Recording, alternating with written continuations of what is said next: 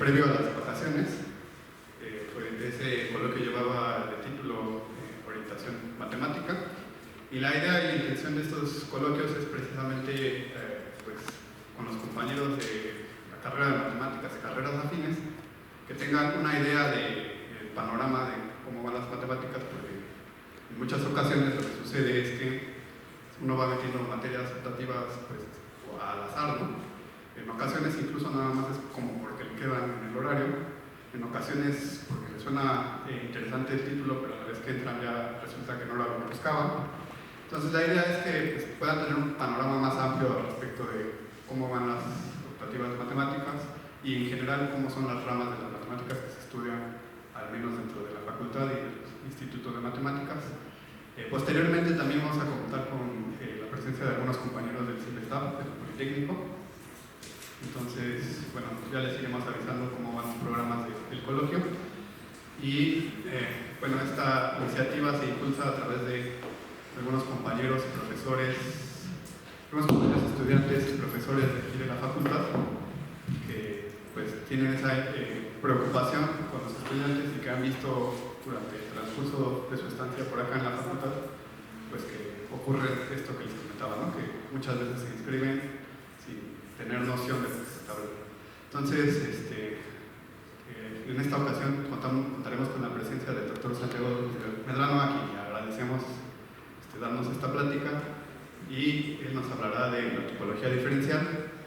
Posteriormente tendremos un break para tomarnos un cafecito y continuaremos con la plática del doctor Miguel Ángel García, quien nos hablará de probabilidad de procesos estocásticos. Entonces le doy la palabra al doctor y de nuevo le agradecemos la presencia.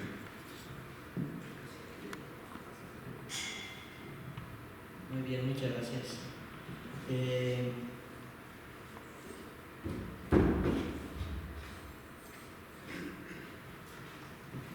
Bueno, la plática que ya di una vez en el Instituto de Matemáticas es más bien como una especie de historia de la topología diferencial, pero voy a hacerla un poco diferente de la que hice la otra vez. Lo primero que hay que señalar es que es una historia un poco personal, a mi manera. No es una historia completa, así con fechas y todas las personas que participaron, sino es como una elección muy personal de ciertos momentos y ciertas circunstancias que se dieron en el desarrollo de la topología diferencial. Bueno, ¿qué es la topología diferencial? De alguna manera es pues como el estudio de ciertos tipos de objetos geométricos, como son las curvas, superficies, variedades, las generalizaciones de dimensión superior y otros relacionados cercanos que pueden tener algunas singularidades, como las que aparecen en las variedades algebraicas. Y la idea es, ¿cuál es la topología diferencial? La idea es un poco confusa porque es, por un lado, como estudiar estos objetos diferenciales en sí mismos, o por otro lado es como estudiar la topología pero desde el punto de vista diferencial. Entonces un ejemplo muy sencillo de este asunto es lo siguiente. Voy a considerar en un círculo una figura aquí adentro que sea una de estas curvas que se llaman deltoides. Entonces el círculo y la deltoide son homeomorfos, claramente son homeomorfos. Si me pongo aquí en el centro y proyecto radialmente cada punto del deltoide en el círculo, eso me da un homeomorfismo entre la deltoide y el círculo. Y al revés, puedo dar un homeomorfismo de regreso. También, partiendo de un punto del círculo, me regreso al único punto de la deltoide que está en medio. Y eso me da un homeomorfismo, es una función continua del círculo, de la deltoide en el círculo y del círculo de la deltoide. Bueno, de estas dos, una es, además de ser continua, es diferenciable. Si hago la proyección de la deltoide en el círculo, es una función diferenciable, porque simplemente es la función de siempre, ¿verdad? La función que manda todos los puntos fuera del cero, que los manda en el punto de norma 1. Es una función perfectamente diferenciable, pero la de regreso no es diferenciable. La de regreso, si ustedes ven aquí, como que este arco se tiene que proyectar se proyecta en una cosa con un pico y eso no es diferenciable. No voy a entrar en los detalles. Pero no solo eso, sí puede haber una función del círculo en la deltoide, un homeomorfismo del círculo en la deltoide que sea diferenciable. El problema aquí es este pico. Pero puede uno reparametrizar un pedazo del círculo de manera que cuando me acerco a este punto disminuyo la velocidad, meto freno para que pasara ahí con velocidad cero. Mejor aún con velocidad de aceleración y tercera derivada cero. Y si hago eso después de la proyección ya resulta ser diferencial. Pero entonces la de regreso ya no es diferencial. La inversa de esta, que sería de aquí a acá, ya no va a ser diferencial. Estoy haciendo algo así como la función x cúbica, ¿sí se ve? Como la función x cúbica, que es un homeomorfismo diferenciable, pero la raíz cúbica de x no es diferenciable. Entonces esto me permite distinguir entre esta curva y esta otra curva con picos. Topológicamente son lo mismo, pero diferenciablemente son diferentes.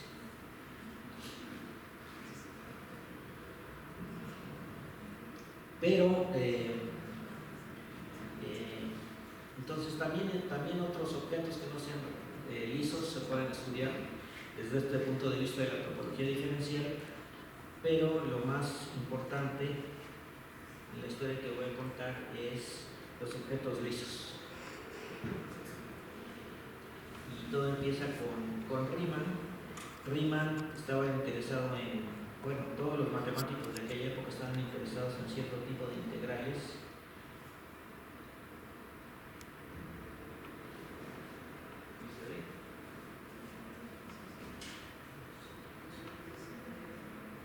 La integral de dx entre raíz de 1 menos x cuarta.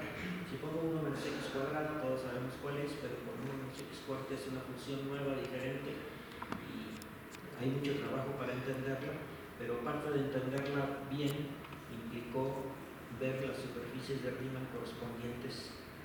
Y las superficies de Riemann resultaron ser, en todos los casos, de las superficies compactas orientables que todos conocemos.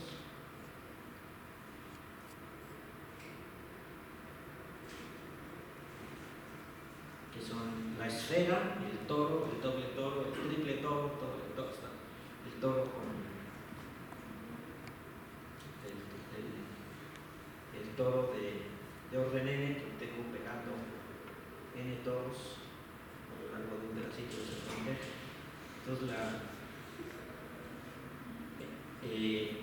las propiedades analíticas de los problemas que había que estudiar aquí se reflejaban en propiedades geométricas de estas superficies. Entonces hubo que entender esas superficies y las entendieron muy bien. Hay una cosa que se llama el género, que es nada más el número de todos que estoy haciendo, o la característica de Euler, que es 2 menos 2g, que se obtiene contando aristas, vértices y triángulos. Hay un numerito, puede ser este o en esta forma, son equivalentes. Entonces, hay un numerito que me permite distinguir entre entre una superficie y otra. Y es como el primer gran triunfo de la topología, que las superficies orientables compactas lisas podemos dar la lista completa para saber con cuál tenemos que ver, nada más tenemos que fijar en un numerito y eso es todo. Topología o topología diferencial, en ese momento no estaba muy definido el asunto. Lo que sí es que lo que les interesaba eran ciertas funciones de variable compleja que se definen sobre estos, cierta estructura de cuáles funciones son que deben considerarse como funciones holomorfas en estos espacios, y eso da lugar a una clasificación mucho más fina, porque esfera nada más hay una, pero todos hay muchos. Si hago un toro flaquito y otro toro del mismo tamaño pero gordo, esos topológicamente son el mismo, diferenciablemente son el mismo, pero desde el punto de vista de la variable compleja son distintos, y eso tiene que ver con esto. Entonces el gran triunfo, esto es, no es exactamente, es en el siglo XIX, 1800 algo, no me hagan caso sobre las cifras, 1850 por ahí, yo creo que ya sabían mucho de esto. Las superficies, las que como decimos ahora, variedades de dimensión 2 lisas orientables, las conocemos todas. Y luego ya hacia fines del siglo también empezaron a estudiar las no orientables, espacio proyectivo, etcétera, etcétera, y se acabó con un panorama completamente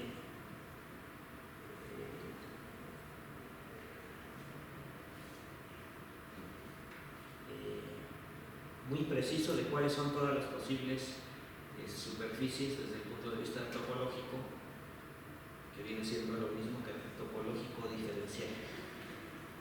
Bueno, entonces les voy a avanzar mucho tiempo a Poincaré.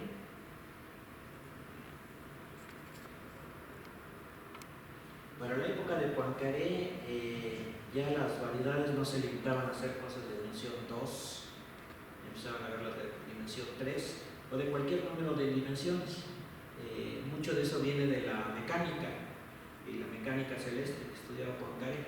Si tengo un sistema con muchos grados de libertad, por ejemplo un sistema de 3 partículas en R3, si quiero decir con la localización de un punto, de un estado de ese sistema, tengo que dar 3 coordenadas por cada punto, que sí tengo que dar 9 coordenadas.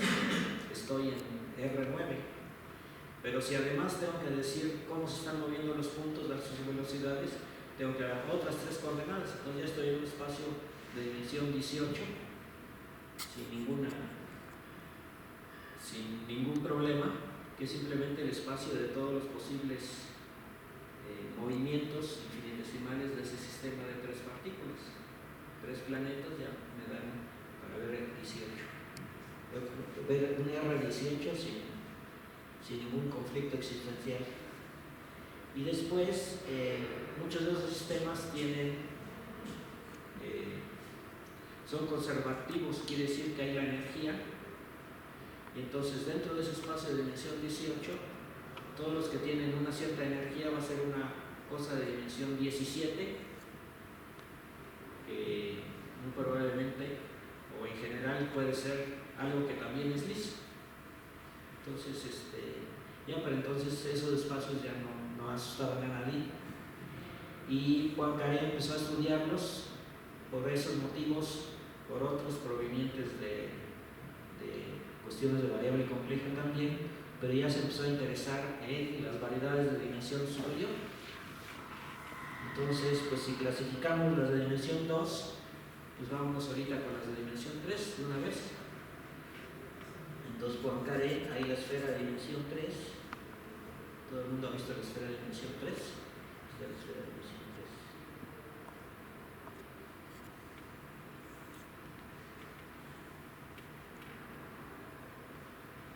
3. El conjunto de estos puntos en R4 es la esfera de dimensión 3. Nadie la ha visto exactamente, pero más o menos se puede imaginar. Las de dimensión mayor ya no, pero se pueden trabajar con la misma precisión y soltura que necesitaban todos estos. Entonces, pues venía el problema de si ahora vamos a considerar superficie. Variedades compactas de dimensión 3, pues vamos a dar la lista para ver todas las variedades. Entonces la primera pregunta es la esfera de dimensión 3 y cómo reconozco que es la esfera de dimensión 3. Aquí por el género, o más fácilmente porque esta es la única que es simplemente conexa. Si dibujo un lacito aquí siempre lo puedo contraer a un punto. En cambio estas no son simplemente conexas. Entonces, pues dijo Poincaré, pues esta la debo reconocer. Primero dijo que porque la homología era trivial, pero luego ya encontró que eso no era cierto, sino por el grupo fundamental. Entonces dijo él, de todas las variedades, pues se me hace que la primera se caracteriza por esto, que su grupo fundamental es 0, que es simplemente conexa.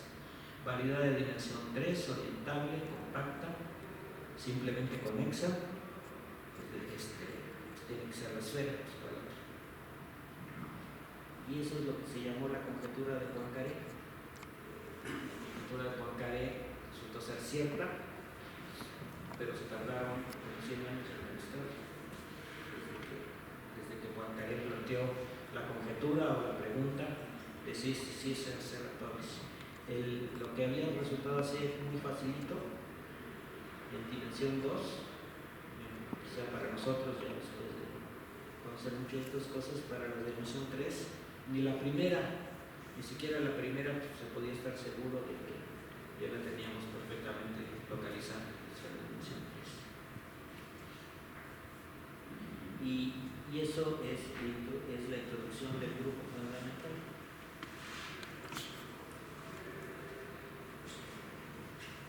Que es como el primer ejemplo claro de topología algebraica. Tengo un espacio, ese espacio le puedo asociar un grupo, que en general es no conmutativo, no abeliano, acá que es el espacio de todos los lazos sobre ese, y dos lazos los considero equivalentes y puedo formar uno entre otro. Puedo pegar dos lazos y eso es un grupo, y entonces a un objeto geométrico, topológico, le puedo asociar un grupo. Y dice Poincaré, si ese grupo es 0, tengo la esfera. Durante 100 años, los mejores topólogos y geómetras que ha habido se dedicaron mucho de su tiempo a tratar de demostrar esa conjetura de Poincaré, caracterización de la esfera de dimensión 3. Déjenme avanzar de algunos añitos. Me brinco mucha gente que intervino en la cuestión de aclarar bien qué son esto de las variedades y fundamentar bien todo lo que se estaba haciendo, hasta que llegan los trabajos de Whitney. Whitney demuestra que estas variedades son subconjuntos del espacio euclidiano, pero se dio la definición abstracta de lo que debe ser una variedad, independientemente de cómo estuviera metida, y él vio que las dos cosas eran lo mismo. El teorema de encaje de Whitney dice que si tengo una variedad de dimensión n, siempre la puedo suponer que está metida dentro de un espacio euclidiano, en particular 2n más 1. Y de hecho sí. Fácilmente se puede imaginar lo siguiente: tengo una curva en R3 que se corta a sí misma. Si la sacudo tantito, ya se separa de sí misma y ya queda metida la curva sin ninguna intersección. Este es un resultado de posición general. Si tengo una variedad en dimensión 2n más 1 con una sopladita, ya logro que se me quiten todas las intersecciones.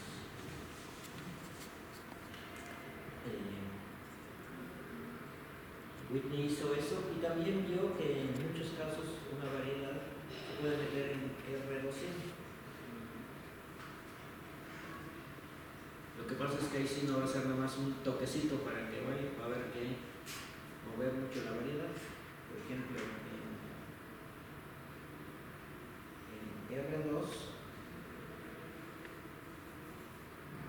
R2 puedo tener metido esta curva.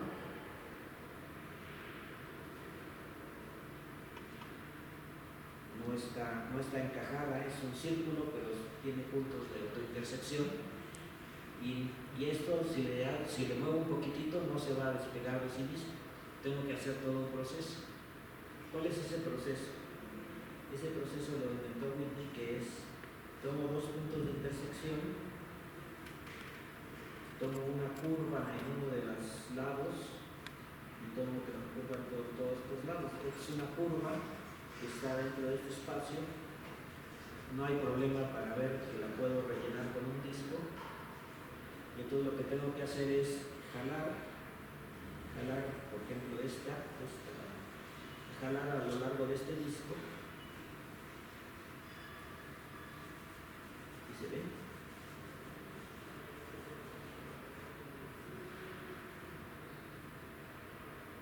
Así.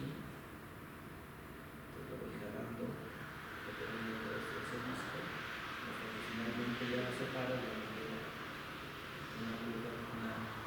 una variedad sin intersecciones. Entonces demostró que eso se podría hacer, pero hay un detallito, un pequeñísimo detalle, que es que en general siempre tengo una curva, lo que tengo aquí en medio es una superficie, quiero meter una cosa de dimensión 2. Lo que me dice la topología algebraica o algo así es que a lo mejor puedo meter un disco, pero a lo mejor ese disco también se corta a sí mismo.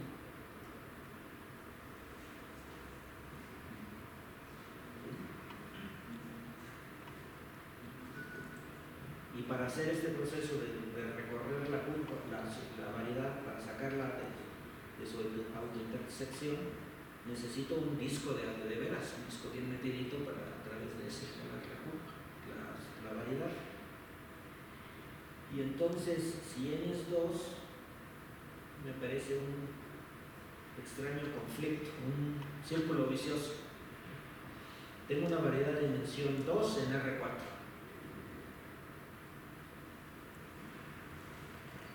Si la pongo en posición general, pues se va a cortarse en ciertos círculos, va a cortarse en puntos, algo de dimensión 2 con algo de dimensión 4. Dos cosas de dimensión 2 en dimensión 4, pues en general se cortan en puntos. Entonces, si tomo parejas de puntos, puedo tomar un lacito, rellenar ese lacito, pero entonces tengo otra vez el mismo problema del que partí. Tengo algo de dimensión 2 que se corta a sí mismo y quiero separarlo. Para separarlo tengo que meterle un disquito, pero ese disquito lo tengo que hacer que no se corte a sí mismo. Cuando la n es 2, aquí hay se hace un círculo vicioso. Cuando la n es mayor, pues no, porque ya estoy en un espacio muy grande, pues algo de dimensión 2 no tiene ningún problema para que yo lo meta. Bueno, Whitney hizo muchísimas otras cosas, incluyendo cosas de teoría de singularidades, en fin, muchísimas cosas muy importantes hizo Whitney sobre la topología diferencial. Y déjenme avanzar muy rápido a una de las figuras desde mi punto de vista más importante, es René Thom.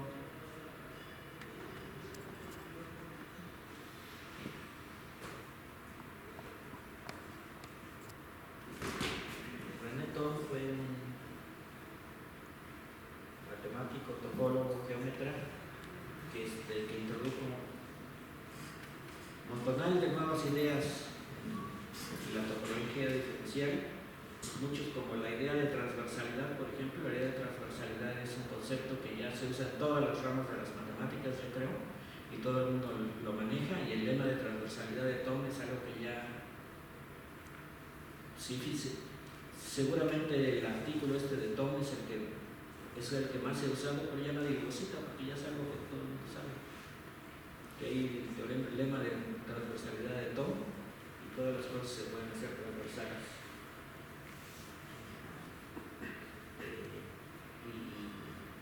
hizo muchísimas otras cosas más, voy a mencionar algunas, en matemáticas, y sobre todo tenía muchas ideas, a veces nada más soltaba una idea que nadie entendía. Los sistemas dinámicos tales y tales deben ser así. Todo el mundo decía, pues, ¿qué dijo? Pues, ¿quién sabe?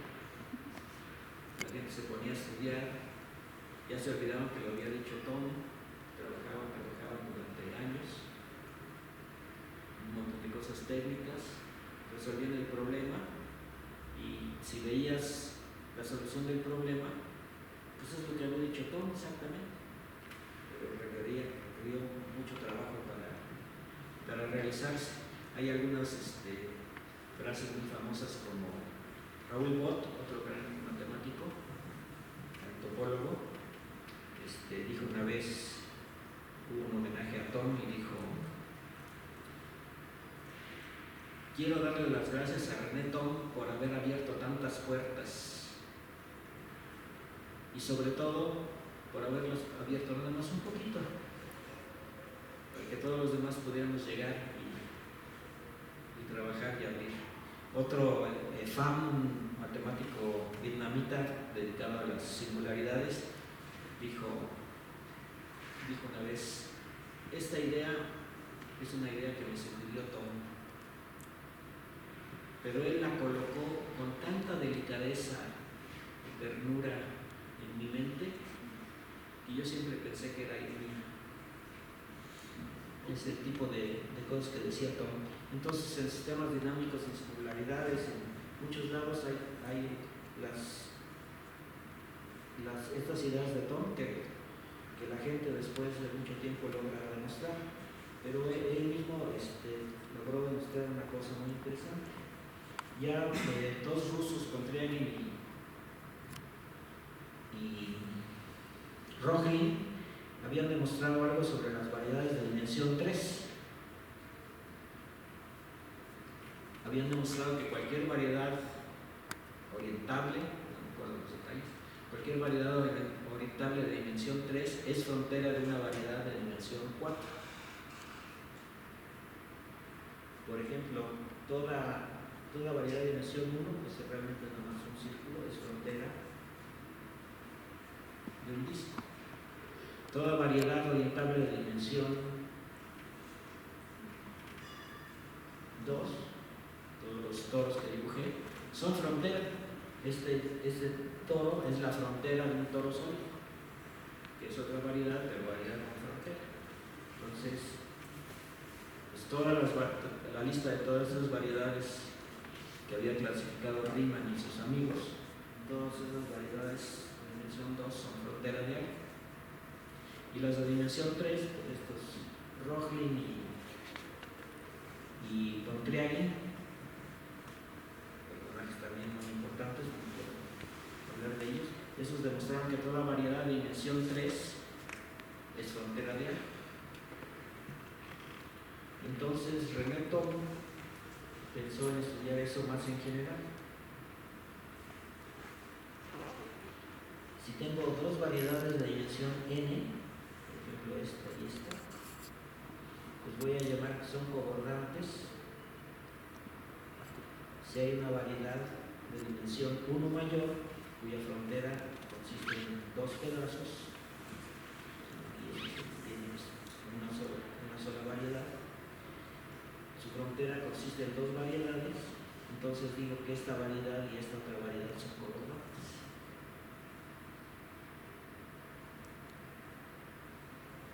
Y entonces se puso a estudiar cuáles variedades son coordantes y cuáles no,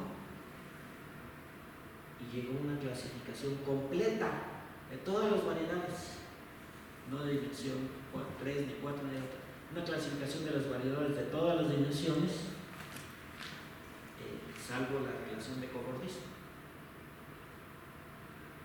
Entonces dijo, toda variedad orientable, ahí el caso orientable o no, pero no me meto en eso, toda variedad orientable es coordante a alguna de estas. También dio su listita, una lista ahí, pero todas las dimensiones. Ahora ya sabemos la relación de cobordismo tenemos clasificadas todas las variedades por esa relación de cogotismo. Pero si notamos lo que habíamos dicho, si vemos las variedades de dimensión 1, las variedades de dimensión 2, todas son cobordantes. ¿Por qué? Cualquier variedad de dimensión 2 es cobordante a la esfera. Tomo el toro sólido y adentro le quito un pequeño disquito, una pequeña bolita. Entonces lo que obtengo es un cobordismo entre el toro y la esfera. Es una variedad cuya frontera consiste el toro y la esfera. Y así todas. Entonces, según la clasificación de Thom, el gran logro de la topología del siglo XIX, que era la clasificación de todas las variedades, se reduce a nada más a una. Todas son la misma. La esfera y el toro y todo eso, según esta clasificación, todo es lo mismo. Es una relación de equivalencia, pero muy burda. Ahora las de dimensión 3, pues la dimensión 3, no hay problema de Poincaré ni nada, todos son equivalentes, ya las tengo clasificadas, todos son lo mismo. Lo cual, naturalmente, no resuelve el problema planteado por Poincaré. Es una nueva relación, ya no es la relación de que sean homomorfas, sino la relación de que entre las dos formen la frontera de otra cosa. Dimensión 4, no, ahí sí en dimensión 4 hay algunos que no son frontera de nada. Y 8, etc. De ahí en adelante se puede dar una lista de todas las, una listita así de variedades, y cualquier variedad que ustedes me den es cobordante una de esas. Muy bien, pero es un poco burda la clasificación. Todas son equivalentes. Todas las variedades de dimensión 3 son equivalentes. Todas las variedades de dimensión 4 hay una, y tomar varias copias de ella, y cualquiera es equivalente a esa variedad de dimensión 4. Parece que está muy bonito el resultado, pero bueno,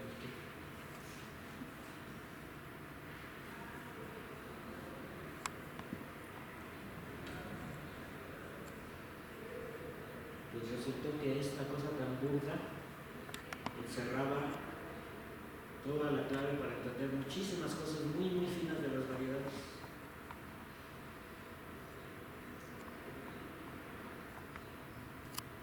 El señor John Milton, estamos a punto de festejar sus 85 años. Ese señor había construido unas variedades de dimensión 8. Con frontera, y la frontera de las variedades de dimensión 8, variedades diferenciables, se parecía mucho como a la esfera de dimensión 7, pero no podía demostrar que realmente fuera la esfera de dimensión 7. Logró demostrar que era homeomorfa a la esfera de dimensión 7, pero no digeomorfa, que había un homeomorfismo entre esta frontera y pero habrá un homomorfismo diferenciable entre estos y estos. Bueno, es algo muy delicado. Tengo yo dos variedades que hay un homeomorfismo entre ellas. Aquí es un ejemplo burdo, ¿verdad? Aquí una cosa lisa y otra cosa con picos, pero ahora son variedades perfectamente lisas que, si son homeomorfas, bien deben ser digiomorfas, una equivalencia diferencial. Pues resulta que a partir de la clasificación de Thom, si yo doy cualquier variedad cerrada sin frontera, va a ser equivalente a una de su lista. Y si veo las variedades en su lista, resulta que todas tienen una cierta característica. Una característica que comparten con todas las demás. algo que es invariante bajo cobordismo. No hay invariantes de cobordismo en dimensión 2 ni en dimensión 3, pero en dimensión 4 sí hay un numerito que distingue unas de las otras. Y yo puedo decir cuáles numeritos hay. Y en dimensión 8 puedo decir cuáles de esos numeritos me aparecen. No me aparecen todos los números, todas las parejas de números, sino me aparecen nada más ciertas combinaciones. Y entonces lo que observó Milnor es que si tomo esta variedad de dimensión 8, tenía hoyos y cosas, tomo su frontera y le pego a esa frontera un disco, lo cierro con un disco, sabiendo que esto me da una variedad de dimensión 8. Pero por sus cálculos de topología algebraica sobre los numeritos de esta, los numeritos de esas no corresponden a ninguna variedad de la lista de Thom. Aquí hay una variedad de dimensiones. Si esto fuera S7, puedo cerrar con un disco de dimensión 8, me queda una variedad lisa cerrada de dimensión 8. Las variedades cerradas lisas de dimensión 8 no cumplen ciertas condiciones muy estrictas debido a la clasificación de René. Y esa variedad no cumple esto. Esto no es una cosa diferencial. Esa cosa está, quién sabe cómo, de alguna manera arrugada. A la hora de pegar el disco, eso va a estar medio complicado, no se puede hacer de una manera lisa. Entonces la clasificación burda de las variedades bajo cobordismo da lugar a una sutileza que decir hay esferas, hay cosas que son esferas,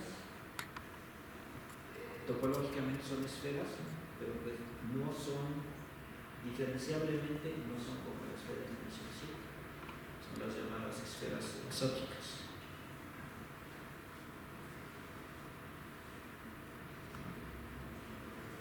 Entonces es una consecuencia una de las muchísimas consecuencias de la teoría del cobordismo. Y después se desarrollaron muchas teorías de cobordismo orientado, desorientado, complejo, sinléctico, etc. Todos dependiendo de qué estructura se le ponga a las variedades en los cobordismos, y es una parte importantísima de la topología actualmente. Hay varias cosas más que dijo Thom. Una es, si tengo una variedad y tengo una función, aquí piensen en esta superficie, metida dentro de R3, y la altura, la altura da una función sobre la variedad, y esa altura tiene algunos puntos críticos, los máximos, los mínimos, los puntos críticos. Ya Morse había dicho cómo a partir de esta estructura de los puntos se podían decir cosas sobre la topología, pero Thom lo refinó más, no solo cuestiones algebraicas de topología algebraica, sino toda la topología se puede describir en términos de esos puntitos de una manera muy precisa. Y entonces vino otro amigo que se llama Smale, Stephen Smale, también anda por los 85 años ahorita, y se le ocurrió una idea. Toma una de estas funciones. Normalmente una esfera tiene, si tomo la función altura, un máximo y un mínimo. Entonces dijo, ¿qué tal si tengo algo que parece una esfera? Lo empiezo a deformar de tal manera que se cancelen los puntos críticos. Aquí tengo este punto singular y este punto singular de la función, que son innecesarios porque de la esfera se puede tener una función nada más con dos puntos críticos.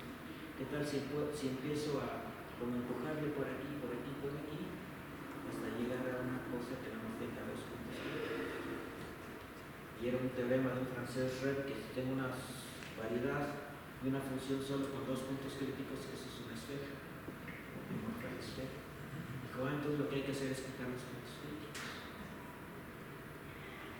Y si yo aprendo a quitarle los puntos críticos,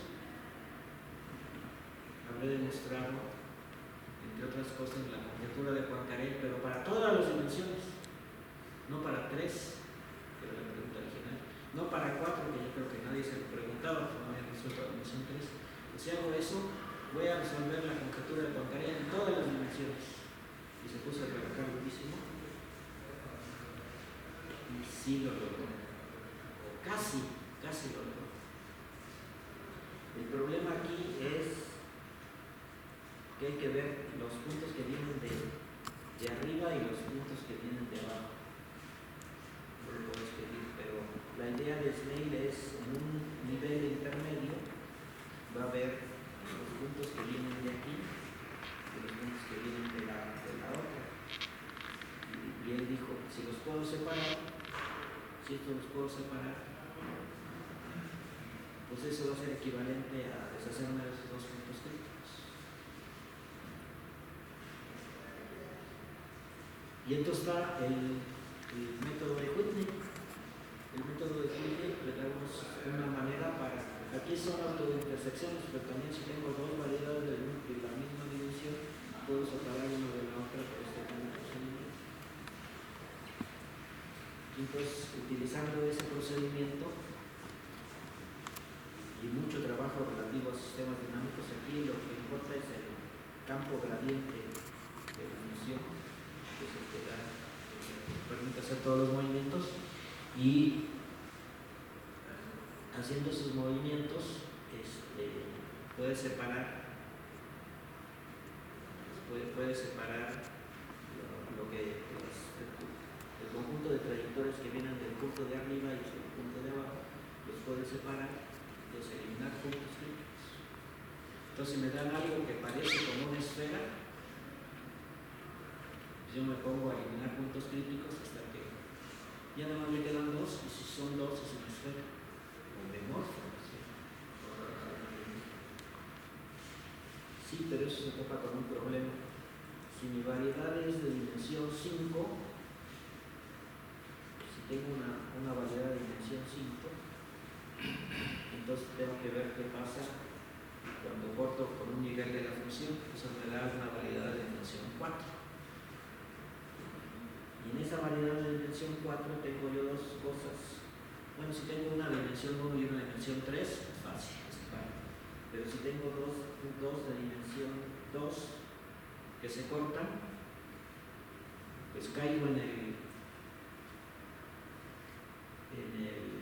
círculo vicioso de Whitney. No tengo modo de separarlos, porque para separarlos tengo que meter un disco, y para meter el disco tengo que separar cosas. Se cae en el círculo vicioso. Entonces lo que demostró Snail, que de todas maneras fue algo sensacional, es la conjetura de Poincaré en dimensión mayor o igual que 5. En realidad, este método sirve para las 6, y para la dimensión 5 se necesita otro poquito. Si yo tengo una variedad de dimensión 5 o más, que sé que toda su topología algebraica es la misma topología algebraica que la de la esfera, o de otra manera sé que si le quito un punto a una esfera, eso se vuelve contraíble. Si tengo cualquier variedad de dimensión 5 que tiene tales y tales grupos de homotopía o de homología, variantes algebraicos, es la esfera, es homeomorfa la esfera. Y por los resultados de Snail, de enigmas, sabe que no es. Y eso más generalmente es un teorema que se llama de H-cobordismo, que es cuando tengo un cobordismo entre dos cosas, ¿cómo puedo lograr ¿cómo puedo garantizar que ese dimorfismo, ese cobordismo es nada más un tubo? Es el teorema de H-cobordismo, que fue otra idea también de René Thom. Dijo, vamos a tomar esta otra relación de equivalencia. Dos variedades son, él llamaba J equivalentes, que hay un cobordismo, pero ese cobordismo desde el punto de vista de la topología algebraica se ve como un tubo. Demostrar que entonces un tubo y todo está pasando iguales. Ese teorema también viene de René Thom. Otra idea de René Thom que tomó Milnor es la idea de cirugía. Si yo tengo una variedad de un toro, por ejemplo, le puedo hacer lo siguiente: tomarle uno de esos círculos que no se pueden contraer, romperlo ahí, tengo una variedad cuya frontera son dos círculos, y eso los puedo cerrar tratando los círculos. Se llama un método como cirugía de variedades.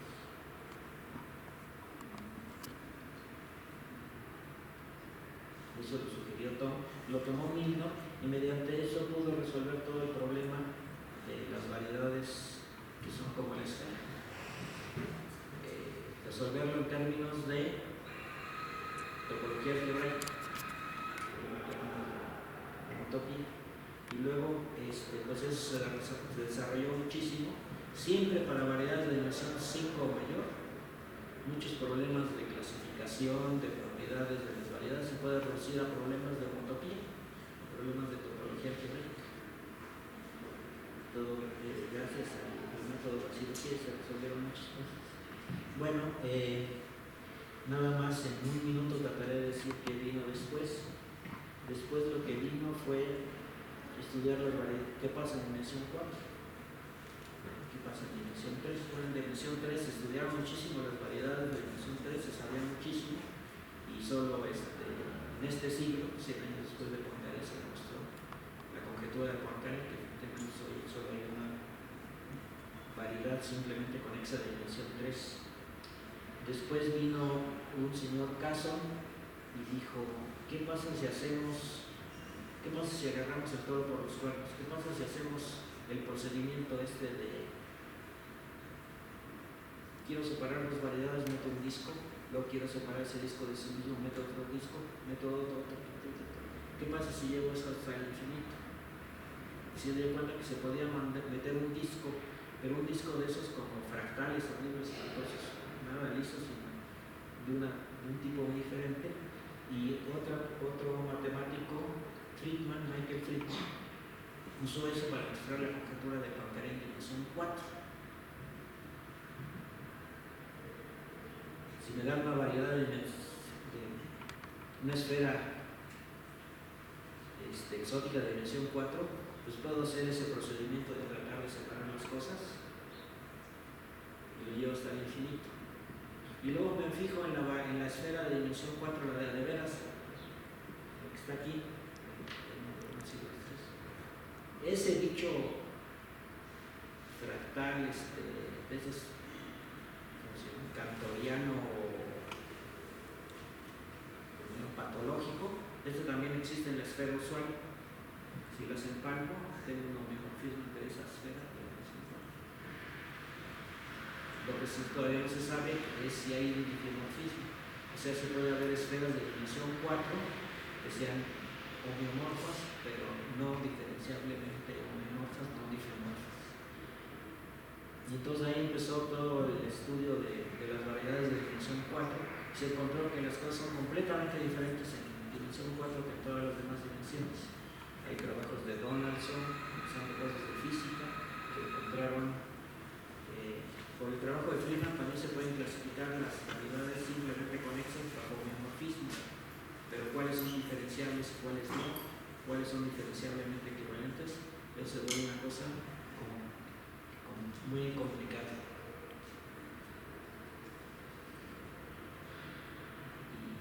Y esas son las cuestiones más recientes, ya después del trabajo de Thom.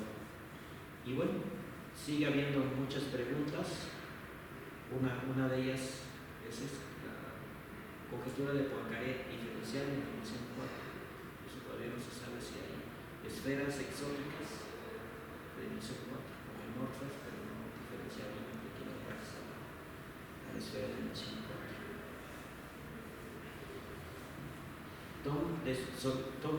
Yo le oí varias veces decir a Tom, qué maravilla la topología entre los años 35 y 50.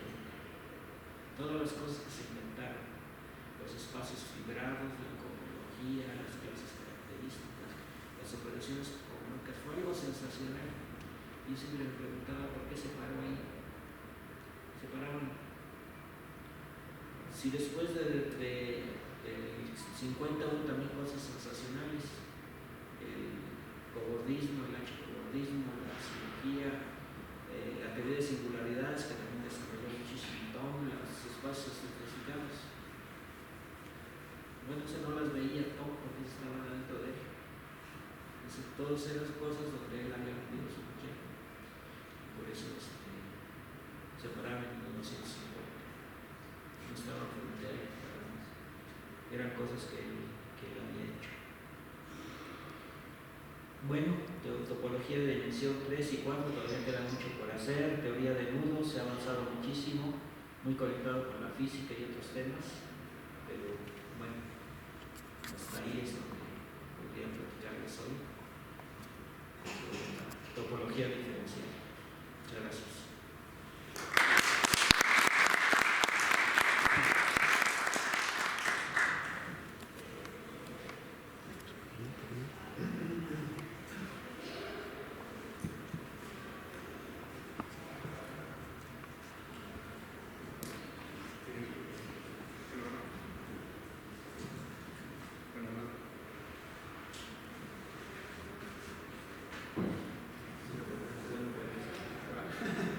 Sí, bueno, le damos un aplauso al doctor Santiago, agradecemos por su participación. Y bueno, no sé si tengan alguna pregunta sobre lo que platicó ahorita, que nos pueda responder aquí el doctor. ¿Alguna duda, alguna inquietud que les haya surgido?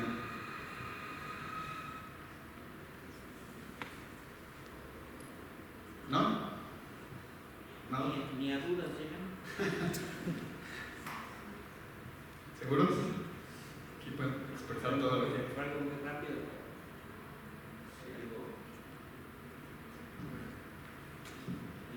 Vi casi 200 años en una hora, menos de una hora, entonces tuvo que ser un poco rápido, pero a lo mejor si tengo alguna duda o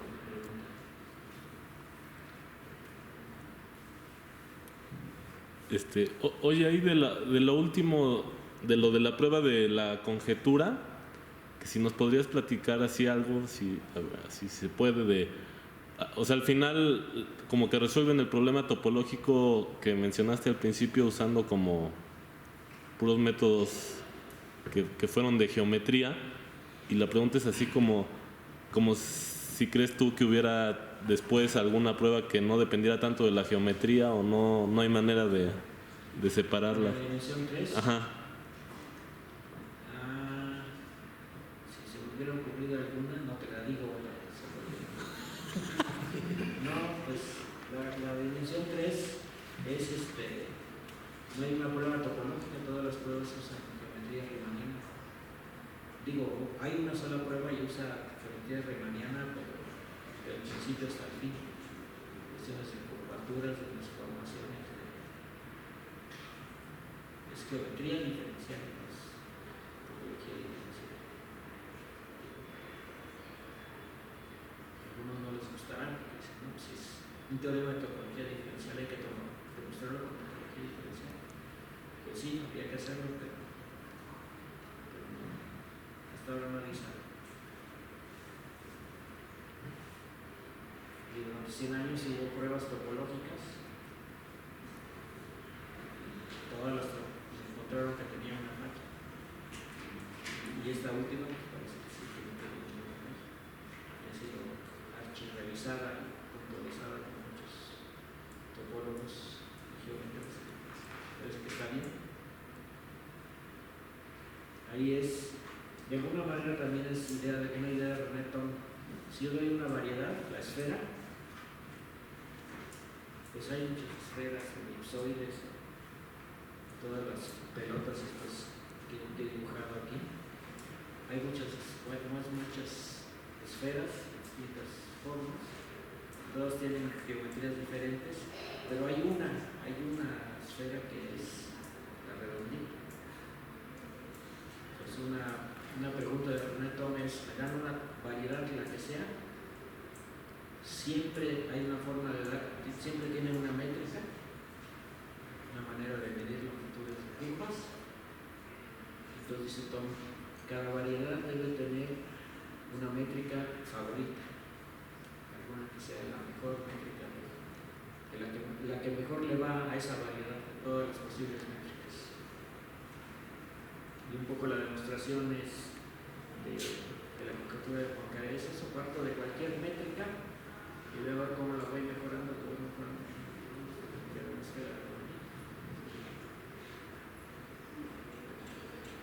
Son 400 páginas, ¿no? Eso que acabo de decir. Lleva 400 páginas de matemáticas pesadísimas, pero esa es la idea. Agarro cualquier variedad y busco darle la mejor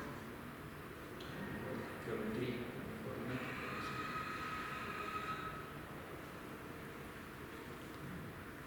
Yo tengo una pregunta muy básica, aparte de llegué tarde, pero es muy básica. ¿Qué diferencia hay entre topología y geometría?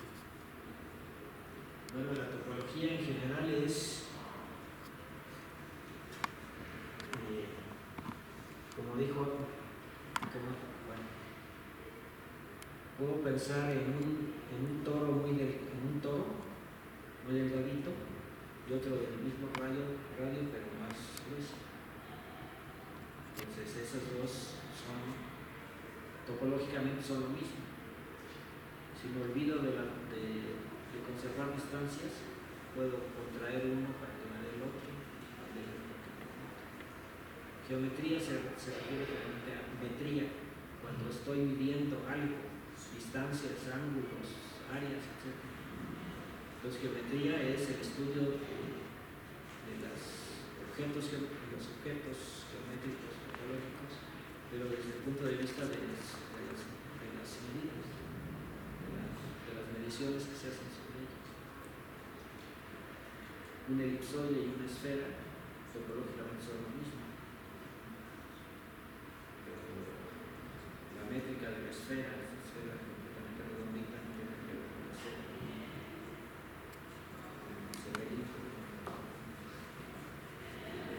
Topología, nos olvidamos de las propiedades. Por ejemplo,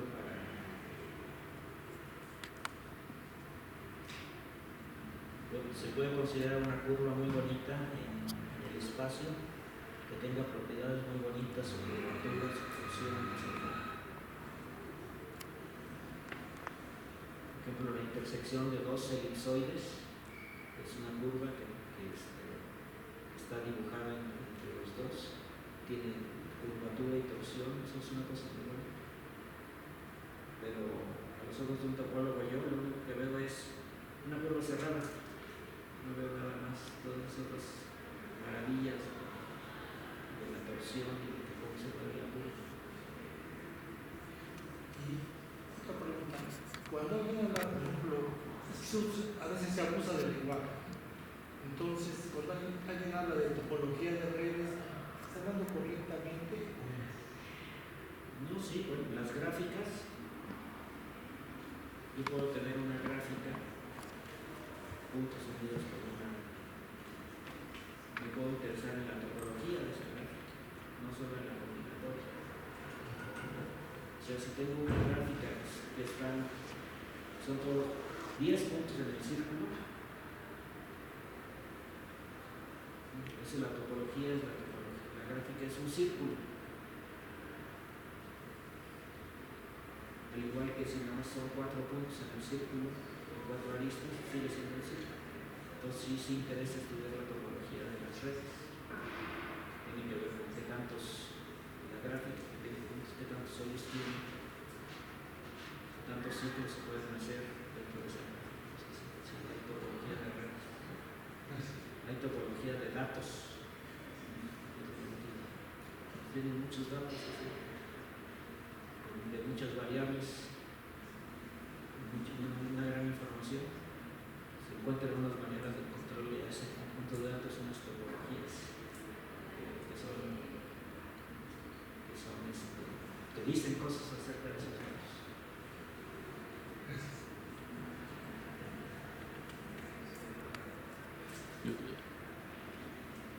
Una pregunta, así, este evento se pensó así como para intentar dar algo de orientación así a los estudiantes para, pues para a la hora de escoger las materias optativas que tengan ahí como cierta brújula ahí. Y entonces, así para los problemas que estuviste platicando, tú les recomendarías llevar, bueno, obviamente topología diferencial, pero ¿qué otras materias o qué recomendación? Bueno, para hacer esto se usa la topología algebraica. La topología algebraica es fundamental, es el método que se tiene para distinguir entre distintos. La topología algebraica es fundamental y la topología diferencial. Hay cursos de topología diferencial, pero en la carrera claramente no llegan a estas cosas, así que tengo mucha topología algebraica.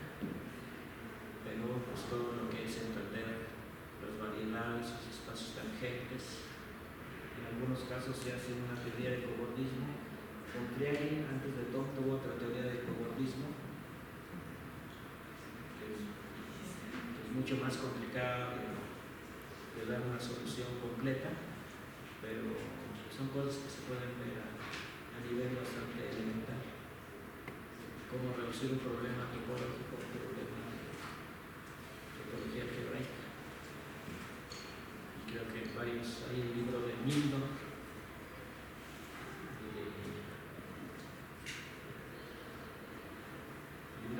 que se llama Topología desde el punto de vista diferencial, donde estudia problemas de este estilo, cobordismo enmarcado, que se llama otro problema topológico, es el de campos vectoriales en las esferas. En la esfera de dimensión 1 podemos poner un campo vectorial que no sea nula, simplemente en la misma dirección.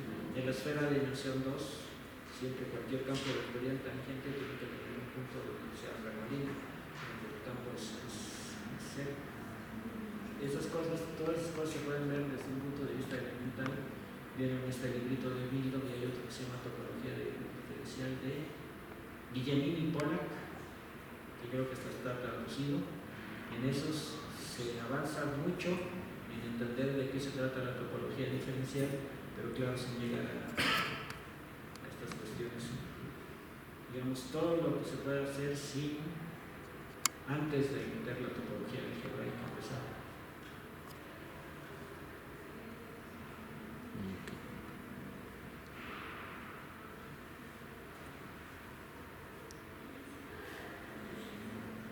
Entonces creo que no contesté la pregunta que me digas. Bueno, pues es que dijiste topología algebraica, pero luego casi no hay, bueno, al menos en la licenciatura casi no he visto, pero...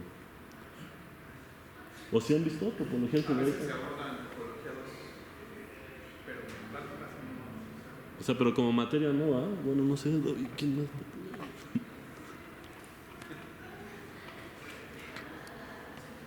Pues va. Sí, se debe haber programa de estudios. Ah, ok.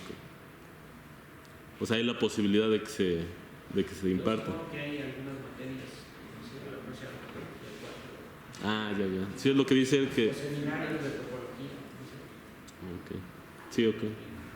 A la carta hay otra. Ok.